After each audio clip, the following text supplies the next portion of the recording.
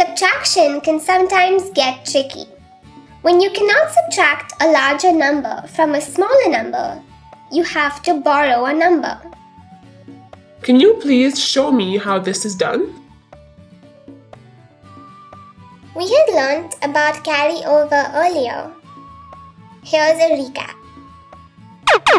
When we cannot subtract a large number from a smaller number, we borrow from the left column. Let's look at a simple example. 25 minus 17. We write it as tens and ones. We start subtracting ones column. We cannot subtract 7 from 5. So we borrow from the left column, which is the tens column. When we borrow, 2 tens become 1 10, and we get 10 ones to the ones column. So now we have 10 plus 5 equals 15. Now we can easily subtract 7 from 15, which is 8 in the ones place. Since we borrowed the 1 from 2, the 2 has become 1. So when we subtract 1 from 1, we get 0. The answer is 8. So 25 minus 17 equals 8.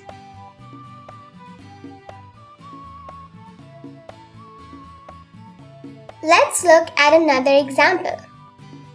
4,338 minus 2,165. We write it as thousands, hundreds, tens, and ones. We start subtracting ones. 8 minus 5 is equal to 3. Next, subtract tens. We cannot subtract 6 from 3. So we borrow from the left column, which is the hundreds column. When we do this, 3 hundreds become 2 hundreds, and we get 1 to the right column, which is the tens column. So now we have 10 plus 3 equals 13. Now we can easily subtract 6 from 13, which is 7 in the tens place. Since we borrowed the 1 from 3, the 3 has become 2. So when we subtract 2 from 1, we get 1 in the hundreds place. Now we subtract thousands. 4 minus 2 is equal to 2.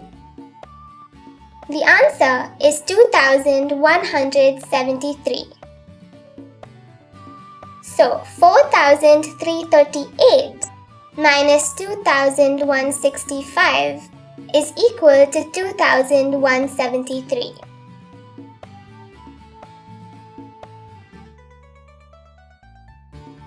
I got it.